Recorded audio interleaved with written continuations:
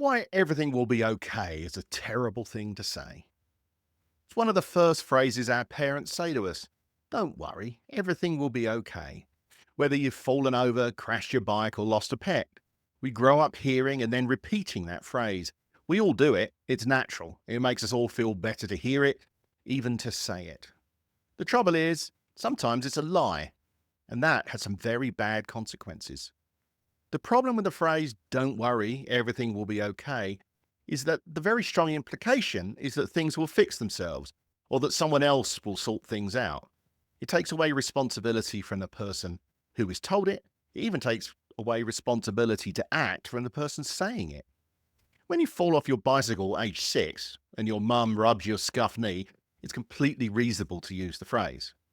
But when a business model is failing because it no longer fit for purpose, it's a good example of when it really is not okay. That is a time for large amounts of decisive action to be taken. Grandma, the car's on little Johnny again. During times of acute stress, people fall into one of three groups. Type 1, catatonic. Sit staring into the middle distance, waiting for someone else to take charge. Type 2, panic. Running around with their hair on fire. Lots of movement and noise, but little, if any, useful activity. Type 3, focus. Concentrate really hard at fixing this exact problem right now. When you hear reports of little old ladies lifting cars off kids, that's focus.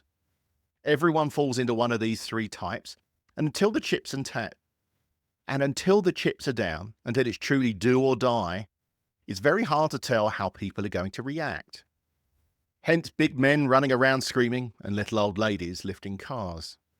This mindset happens in business all the time.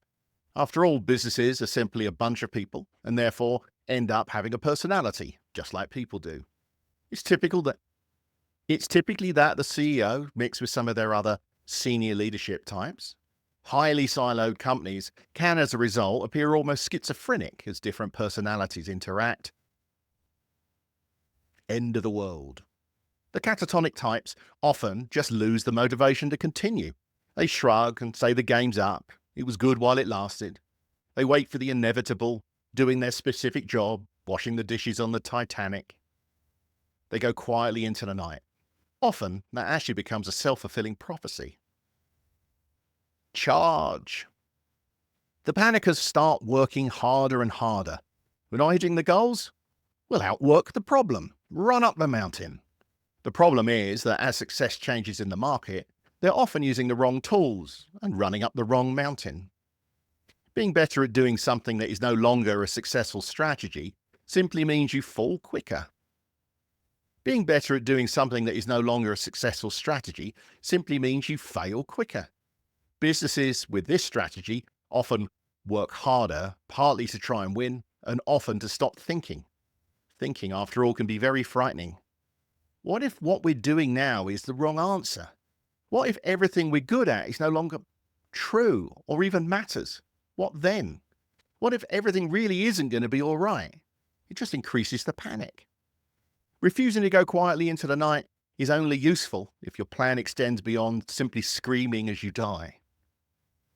Focus. Focused businesses are prepared to change their minds as the facts change.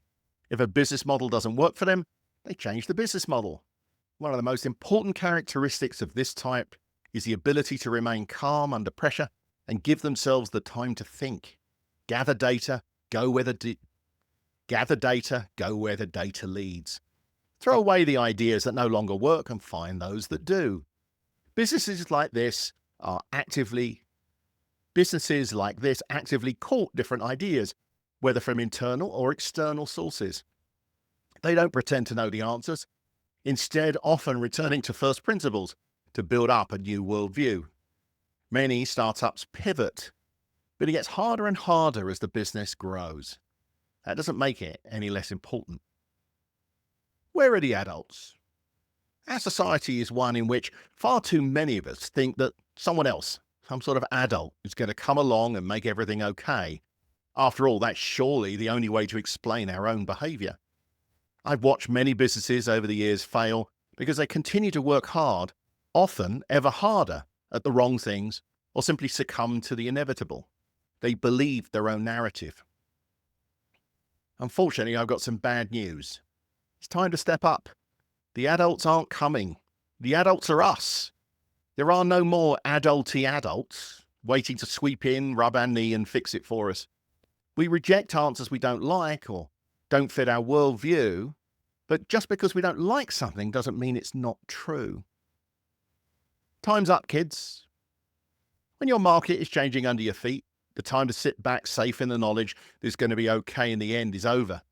We need to stop being the ones with the tears and the sore knees and start being the adults. Many consultants get hired by businesses in the panic mode. We need to get better, sharpen the spear, charge harder, be better. There's a role there. It's all about execution, even if what you're trying to execute is of some doubt. Charge? Sure, but in what direction? Personally, I love working most with focused people, ones who know they have a problem and are prepared to stand back, work out what the problem is, and then execute on that. It takes longer, and companies often have to hear things they don't want to hear. That makes it harder for the consultant, because who wants to pay money to someone who's telling you you're wrong? But I can say from experience, it might be tough, but it's better than the alternatives.